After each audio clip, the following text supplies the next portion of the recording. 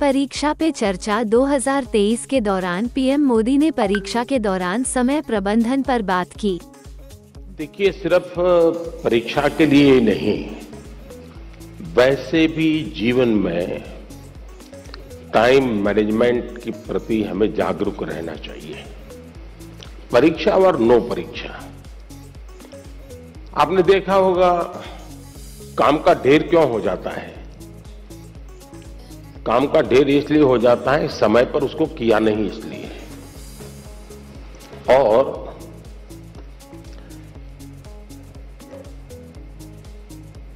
काम करने की कभी थकान नहीं होती है जी।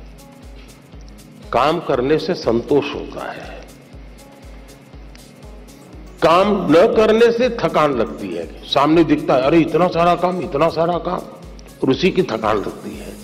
करना शुरू करें। दूसरा, आप कभी कागज पे अपना पेन पेंसिल लेके डायरी पे लिखिए। एक हफ्ते भर आप नोट कीजिए कि आप अपना समय कहां बिताते हैं। अगर पढ़ाई भी करते हैं तो कितना समय किस विषय को देते हैं, और उसमें भी शॉर्टकट ढूंढते हैं कि बेसिक में जाते हैं, बारीकियों में जाते हैं। थोड़ा अपना एक एनालिसिस कीजिए।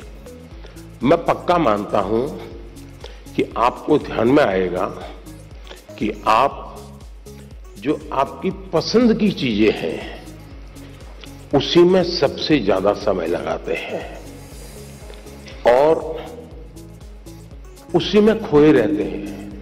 फिर 3 विषय ऐसे हैं जो कम पसंद है लेकिन जरूरी है, वो फिर आपको बोझ लगेगा। मैंने 2-2 घंटे मेहनत की लेकिन ये तो हुआ नहीं। और इसलिए आप सिर्फ पढ़ना 2 घंटे ऐसा नहीं, लेकिन पढ़ने में भी जब फ्रेश माइंड है तब जो सबसे कम पसंद विषय है, आपको सबसे ज्यादा कठिन लगता है, तय कीजिए पहली 30 मिनट इसको, फिर एक पसंदगी वाला विषय है 20 मिनट उसको, फिर थोड़ा कम पसंद वाला 30 मिनट उसको। आप ऐसा स्लैब बनाइए तो आपको रिलैक्सेशन भी मिलेगा और आपको धीरे धीरे उन विषयों पर रुचि बढ़ेगी जो आप नॉर्मली टालते हैं।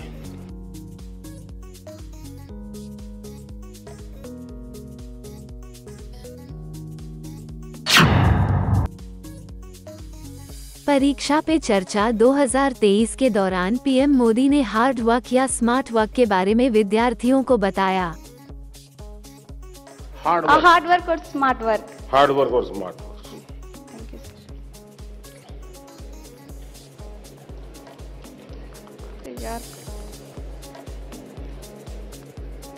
अच्छा, आपने बचपन में एक कथा पढ़ी होगी, सबने जरूर पढ़ी होगी, और इससे आप अंदाज लगा सकते हैं कि स्मार्ट वर्क क्या होता है, हार्ड वर्क क्या होता है। हम बचपन में थे तो एक कथा पढ़ाते थे कि एक घड़े में पानी था, पानी जरा गहरा था और एक कौवा पानी पीना चाहता था लेकिन अंदर वो पहुंच नहीं पाता था। तो उस कौवे ने छोटे छोटे कंकर उठा करके उस घड़े में डाले और धीरे धीरे पानी ऊपर आया और फिर उसने आराम से पानी पिया। सुना है ये कथा? अब इसको आप क्या कहेंगे, हार्ड वर्क कहेंगे कि स्मार्ट वर्क कहेंगे?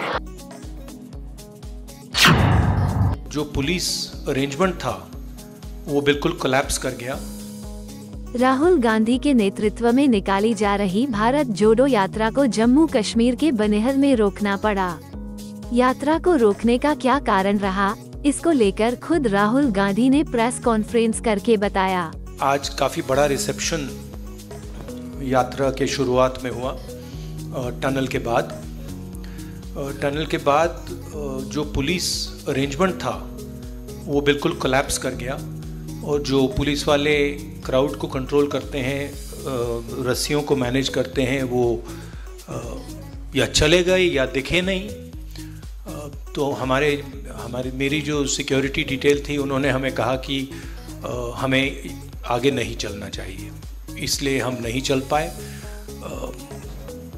एडमिनिस्ट्रेशन की जिम्मेदारी है कि जो क्राउड कंट्रोल होता है, पुलिस का जो रोल होता है, उसको गारंटी करें।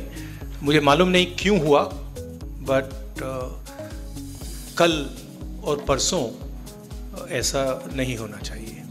Thank you. भारत जोड़ो यात्रा के रुकने के बाद कांग्रेस जम्मू कश्मीर के एलजी मनोज सिन्हा से लेकर पीएम मोदी और होम मिनिस्टर अमित शाह पर हमलावर नजर आ रही है।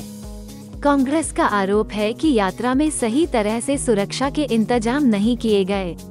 कांग्रेस का आरोप है कि भारत जोड़ो यात्रा में सुरक्षा में बड़ी चूक हुई है। ऐसे में राहुल गांधी को आगे जाने नहीं दिया जा सकता है।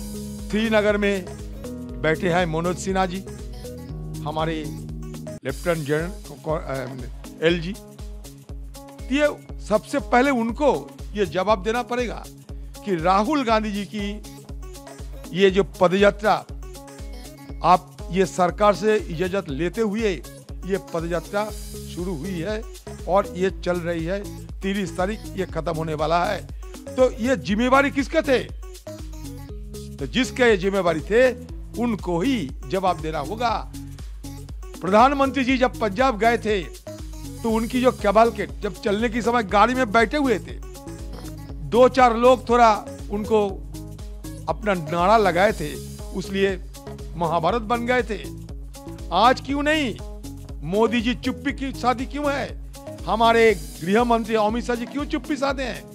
हमें मालूम है कि राहुल गांधी जी अगर सही सलामत गुजारते रहे, लोगों से बातचीत करते करते, तो मोदी जी और अमित शाह जी की परेशानियां और बढ़ेगी। इसलिए किसी हालत में उनकी ये यात्रा पे रुकावट पैदा करना ये एक सुनियोजित तरीका है। कांग्रेस के आरोप के बाद राजनीति गरमाने की आशंका प्रबल हो गई है।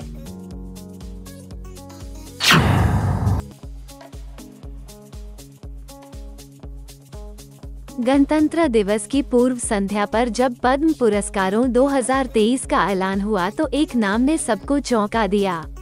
ये नाम है स्वर्गीय मुलायम सिंह यादव का। उत्तर प्रदेश के 3 बार मुख्यमंत्री, देश के रक्षा मंत्री, प्रख्यात समाजवादी और धरतीपुत्र के नाम से विख्यात मुलायम सिंह यादव को मोदी सरकार ने पद्म विभूषण सम्मान से नवाजने का ऐलान किया। इसके बाद समाजवादी पार्टी ने नेताजी को भारत रत्न देने की मांग शुरू कर दी।